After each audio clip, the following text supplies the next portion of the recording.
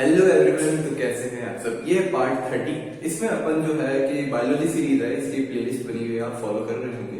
तो पार्ट 30 जो है बायोलॉजी सीरीज का, इसमें अपन कॉन्ट्रासेप्टिव मेथड कवर करने वाले हैं। वो भी कौन से? नेचुरल बेस वाले। कॉन्ट्रासेप्टिव मेथड अपने एनसीईआरटी में दो टाइप के दे रखे हैं, एक अपने पास नेचुरल और एक है आर्टिफिशियल। ठीक है, तो अब अपन फर्स्ट ऑफ ऑल जानते हैं कि कॉन्ट्रासेप्टिव का मतलब क्या होता है, कॉन्ट्रासेप्टिव मेथड्स क्या होता है। वो मेथड जो आपकी प्रेगनेंसी को प्रिवेंट करे, ठीक है, यानी बेबी को होने से प्रिवेंट करे, एक न्यू ह्यूमन बीइंग को होने से प्रिवेंट करे। यानी कुल मिला के बोल सकते हैं कि जो चीज फर्टिलाइजेशन को स्टॉप कर दे या फिर प्रेगनेंसी को प्रिवेंट करे, वो चीज होती है कॉन्ट्रासेप्टिव मेथड। ठीक है, उसको अपन कॉन्ट्रासेप्शन भी बोल सकते हैं। कॉन्ट्रासेप्शन बहुत टाइप के यहाँ आते हैं। अभी अपन जो एनसीईआरटी में देख रहे हैं वो पढ़ते हैं, उसमें भी अपन नेचुरल वाले पढ़ते हैं। नेचुरल मेथड्स में फर्स्ट ऑफ ऑल अपन कुछ बातें जान लेते हैं कि जो नेचुरल मेथड्स है ना, उसमें फेलियर रेट हमेशा हाई जाने वाली है और इसके साइड इफेक्ट्स नहीं होंगे। क्या है बात याद रखने दिमाग में कि इसकी फेलियर रेट हाई जाने वाली है और ये इसके साइड इफेक्ट नहीं है।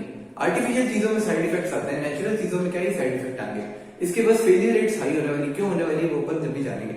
नेचुरल में भी अपने पास तीन मेथड है। एक है अपने पास लैक्टेशनल अमेनोरिया, ठीक है, एक अपने पास क्या बोलते हैं इसको, पुल आउट मेथड भी, इसको विड्रॉल मेथड भी बोलते हैं। ठीक है, फंबल कर जाते हैं कोई बात नहीं है, बिगनिंग में ही फंबल करना बहुत जरूरी है। मतलब फंबल हो रहा है ना तो भी कोई दिक्कत नहीं है, फंबल के साथ आगे बढ़ते हैं। तो स्टडीज में भी ऐसे ही है कि कहीं अटक रहे हैं कहीं नहीं अटक रहे हैं, तो जहां अटक रहे हैं उसको इम्प्रूवमेंट करेंगे, तो ये फंबल अब कम करेंगे और इसको इम्प्रूव करेंगे। ठीक है, तो अब अपन दो जो मेथड और कौन से थे, एक अपने पास कॉइटस इंटरप्टस था जिसको अपन पुल आउट मेथड बोला या विड्रॉल मेथड बोला। एक अपने पास और कौन सा है, रिदम मेथड या रिदम मेथड, जिसको फर्टाइल मेथड भी बोलते हैं, फर्टाइल पीरियड में होता है। और एक इसका एक नाम और है पीरियोडिक एब्स्टिनेंस। ये क्या होता है सब अपन जानते हैं। अपने फर्स्ट ऑफ ऑल शुरू करते हैं लैक्टेशनल अमेनोरिया से। नाम में ही पढ़ते हैं, नाम में क्या दे रखा है, लैक्टेशन, यानी ब्रेस्ट फीडिंग से रिलेटेड कुछ टर्मिनोलॉजी। अब अपन देखते हैं कि लैक्टेशनल अमेनोरिया होता क्या है। लैक्टेशनल अमेनोरिया का मतलब है कि जैसे आपको बताऊं कि पीरियड्स की अब्सेंस हो जाती है due to lactation. Intense breast feeding की वजह से आपके पीरियड्स की, या बोल देते हैं जिसको मेंस्ट्रुअल साइकिल की अब्सेंस होना, यानी रुक जाना, उसी को ही अपन लैक्टेशनल अमेनोरिया बोलते हैं। सिंपल भाषा में कहूं तो बहुत ज्यादा इंटेंस जैसे बेबी हुआ है, ठीक है, तो बेबी होने के बाद जब जो ब्रेस्ट फीडिंग कराती है माएँ, तो वो इंटेंस ब्रेस्ट फीडिंग से आपके जो पीरियड्स है वो रुक सकते हैं। ठीक है, ये नेचुरल मेथड है। इसकी फेलियर रेट्स हाई भी है। अगर आप सेक्सुअल इंटरकोर्स करते हैं बीच में तो नेक्स्ट बेबी होने के चांसेस है, यानी कि मेंस्ट्रुअल साइकिल होने के चांसेस है। मेंस्ट्रुअल साइकिल हो भी सकती है, लेकिन इसमें क्या है, इंटेंस ब्रेस्ट फीडिंग रिक्वायर है। और ये मेथड कब तक, 6 महीने, यानी जैसे बेबी आज हो है तो आज से लेकर 6 महीने तक अगर आप इंटेंस ब्रेस्ट फीडिंग कराते हैं तो काम करता है। लेकिन इसमें फेलियर रेट्स हाई भी है। आपको नहीं पता कि कब आपका ओवुलेशन हो जाए, कब मेंस्ट्रुअल साइकिल शुरू हो जाए। ठीक है, तो ये 6 महीने तक ही काम करता है। बहुत ज्यादा मतलब रिस्की मेथड है। साइड इफेक्ट नहीं है, लेकिन रिस्की उस वे में है कि मतलब ओवुलेशन हो भी सकती है, मेंस्ट्रुअल साइकिल शुरू हो भी सकती है।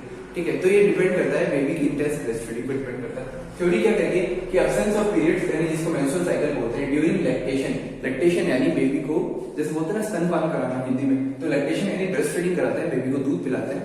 तो उसमें क्या होता है कि आपके पीरियड्स रुक जाते हैं। क्या रीजन है ऐसे कि पीरियड्स रुक जाते हैं या मेंस्ट्रुअल साइकिल स्टॉप हो जाती है? रीजन क्या होता है कि जब आप लैक्टेशन कराते हैं, लैक्टेशन यानी बच्चे को ब्रेस्ट फीडिंग करा रहे हैं, तो उस दौरान क्या होता है कि जो आपका प्रोलैक्टिन हार्मोन है ना, वो बहुत हाई होता है। प्रोलैक्टिन हार्मोन क्या होता है, आपने सुना होगा कि प्रेगनेंसी से पहले जो माँ है, मतलब माँ तो क्या है, वो लेडी है, तो प्रेगनेंसी से पहले वो लेडी क्या मतलब मिल्क नहीं प्रोड्यूस कर सकती, मिल्क नहीं दे सकती वो किसी को।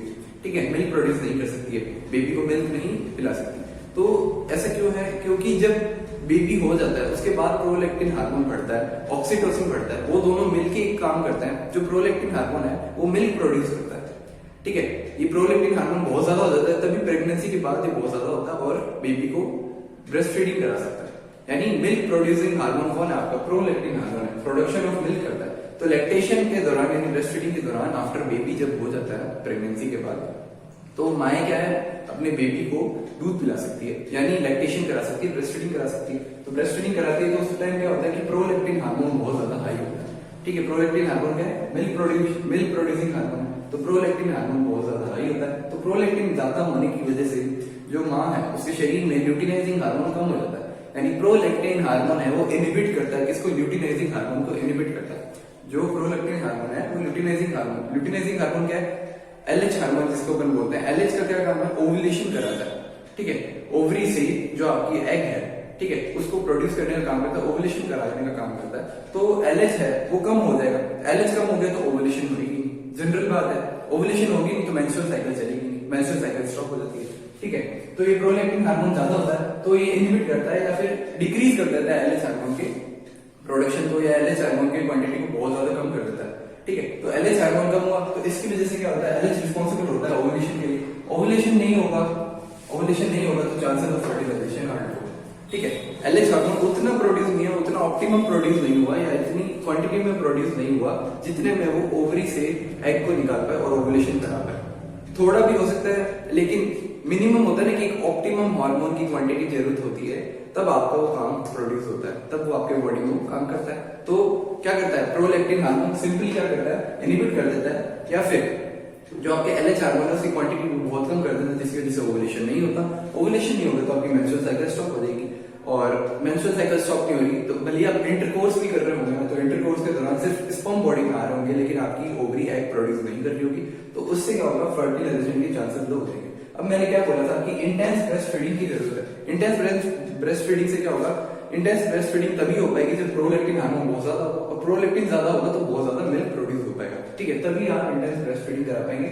और ये 6 महीने तक काम करता है, ठीक है। ये बहुत इंपॉर्टेंट लाइन है, एमसीक्यूज में आ जाती है कि 6 महीने तक काम करता है। इससे साइड इफेक्ट नहीं है लेकिन हाईली रिस्की है। रिस्की इन द सेंस कि मतलब ये आपको क्या बोलते हैं, फेलियर रेट हाई दे सकता है।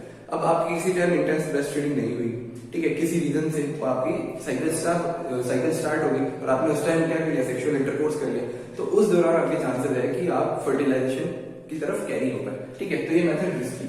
सेकंड मेथड देखते हैं, पीरियोडिक एब्स्टिनेंस, या इसको बोलते हैं अपने क्या, रिदम मेथड। ऐसा क्यों बोला गया, क्योंकि ऐसा बोला गया कि जो अपने जैसे अपन एक महिला का एग्जांपल है, एक महिला है, उसकी जनरली एक मेंस्ट्रुअल साइकिल 28 डेज की होती है, ठीक है, और लगभग वो 12 से लेके 14th डे में अपनी ओवुलेशन करती है, यानी ओवरी से एग रिलीज करती है, ठीक है। तो इस टाइम में आपका फर्टाइल पीरियड कहा जाता है। अब फर्टाइल पीरियड क्यों कहा गया, क्योंकि इसमें फर्टिलाइजेशन होने के ज्यादा चांसेस है, ठीक है। फर्टिलाइजेशन होके आपका क्या बन जाए, एग बन जाएगा, एग के बाद आगे बेबी बन जाएगा, ठीक है। तो इसमें फर्टिलाइजेशन होने की ज्यादा चांसेस है, तो इस दौरान आप सेक्सुअल इंटरकोर्स ना करें। इसकी वजह से आप क्या कर सकते हैं, एक नेचुरल कॉन्ट्रासेप्टिव मेथड है जिससे बेबी यानी प्रेगनेंसी को प्रिवेंट कर सकते हैं। क्या कह रहा है मेथड कि नो सेक्सुअल इंटरकोर्स ड्यूरिंग 10 से 17th डे। जनरली आपके जो है ओवुलेशन हो जाता है 14th डे, अपन नॉर्मल मान के चलता है फॉलिकुलर फेज में, तो जनरली 14th डे पे होता है, लेकिन अपन 10 से लेकर 17th डे यानी लगभग एक हफ्ते का जो पीरियड है, इसको अपन बोलेंगे कि फर्टाइल पीरियड है। इस टाइम आप सेक्सुअल इंटरकोर्स नहीं करेंगे तो मोस्ट प्रोबेबली चांसेस है कि आपके प्रेगनेंसी नहीं अचीव हुई, क्योंकि स्पर्म को अपने फीमेल गेमेट तक पहुंचने से रोकेगा, ठीक है। अब अपन देखते हैं फर्टाइल पीरियड। फर्टाइल पीरियड क्या था, फर्टाइल पीरियड का मतलब जिसमें ओवुलेशन टेक प्लेस होगी, ओवुलेशन हो जाएगी तो फीमेल गेमेट रिलीज हो जाएगा, ठीक है। फीमेल गेमेट रिलीज हुआ और उस टाइम अगर आपने सेक्सुअल इंटरकोर्स कर लिया तो वो फर्टाइल पीरियड, कहने का मतलब स्पर्म है वो फीमेल गेमेट से मिल जाएगा, मेल गेमेट फीमेल गेमेट मिल जाएंगे एंड वो फर्टिलाइजेशन कर लेंगे। तो वो फर्टाइल पीरियड है जिसमें आपके फर्टिलाइजेशन हो जाएगा। जनरली अपने 10 से 17 डे मान के रखता है, ठीक है। तो इसमें ओवुलेशन होगा और चांसेस ऑफ फर्टिलाइजेशन हाई हो जाएंगे। अब इसमें क्या है, अगर आपने इसमें सेक्सुअल इंटरकोर्स कर लिया तो प्रेगनेंसी के चांसेस तो हाई है, ठीक है। फर्टिलाइजेशन के भी चांसेस हाई है। साइड इफेक्ट नहीं है, साइड इफेक्ट में सिर्फ आपको एक 9 महीने का बेबी मिलेगा, ठीक है। तो इसके जनरली पर्सनल बॉडी में साइड इफेक्ट्स नहीं है, फेलियर रेट बहुत ज्यादा हाई है। अगला देखते हैं पुल आउट और विड्रॉल मेथड क्या है। इसका दूसरा नाम भी है coitus interruptus. Pull out method क्या होता है, ठीक है, जब आप सेक्सुअल इंटरकोर्स के दौरान विदाउट एनी एक्सटर्नल प्रोटेक्शन, ठीक है, नेचुरल मेथड है without any external protection during sexual intercourse, अगर आप बॉडी से, फीमेल बॉडी से बाहर इजैकुलेट करेंगे तो इस मेथड को बोला जाएगा, क्या बोला जाएगा, पुल आउट मेथड बोला जाएगा। यानी एक्सटर्नल इजैकुलेशन के दौरान क्या होगा कि जो स्पर्म है वो फीमेल गेमेट तक नहीं पहुंच पाएंगे, यानी फीमेल बॉडी में रिलीज नहीं होंगे, वो एक्सटर्नली रिलीज होंगे। एक्सटर्नली रिलीज हुए तो मेल और फीमेल गेमेट का मीटअप ना के बराबर हो जाएगा, और ये मीटअप नहीं होगा तो फर्टिलाइजेशन नहीं होगा, फर्टिलाइजेशन नहीं होगा तो प्रेगनेंसी अचीव नहीं होगी। कुल मिला के पुल आउट मेथड बहुत रिस्की मेथड है। ये एकदम टाइम पर किया गया तो सही है, वरना बहुत रिस्की मेथड है ये। और पुल आउट मेथड जनरली नहीं करना चाहिए, क्योंकि एड्स वगैरह चांसेस बहुत ज्यादा बढ़ जाते हैं, ठीक है। विदाउट एनी प्रोटेक्शन आप कर रहे हैं तो ये चांसेस बहुत बढ़ जाते हैं। सेक्सुअल इंटरकोर्स के दौरान अगर आपने बॉडी से एक्सटर्नली इजैकुलेट किया तो भी सही टाइम पर किया तो ये मेथड काम कर रहा है, वरना काम करेंगे, ठीक है। पुल आउट और विड्रॉल मेथड बोला जाएगा कोइटस इंटरप्टस। इसमें एक्सटर्नली इजैकुलेशन करते हैं during sexual intercourse. Sexual intercourse के दौरान फीमेल बॉडी से बाहर इजैकुलेट करते हैं, इस प्रोसेस को बोलेंगे पुल आउट मेथड। बहुत रिस्की मेथड है, सही टाइम पे नहीं किया गया तो फीमेल बॉडी में रिलीज हो जाएंगे। No side effect, failure rate sir है। फेलियर रेट में यही है कि आपको 9 महीने का एक बेबी मिलेगा, यानी प्रेगनेंसी अचीव हो जाएगी, फर्टिलाइजेशन हो जाएगा। तो यहाँ अपन ने बाइंड अप करा क्या, कॉन्ट्रासेप्टिव मेथड। कॉन्ट्रासेप्टिव मेथड क्या थे, जो प्रेगनेंसी को प्रिवेंट करते हैं। इसको अपन नेचुरल मेथड पढ़े, नेचुरल में भी 3 पढ़े, लैक्टेशनल, अमेनोरिया, ठीक है। दूसरा कौन सा पढ़ा, पीरियोडिक एब्सटिनेंस। थर्ड कौन सा पढ़ा, पुल आउट मेथड। इस बार देखो फंबल नहीं किया, ठीक है। तो ऐसे धीरे धीरे इंप्रूव करेंगे।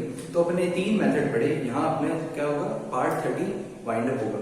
अब अपन नेक्स्ट लेक्चर में, आने वाले लेक्चर में क्या करेंगे, आर्टिफिशियल मेथड को कवर करेंगे।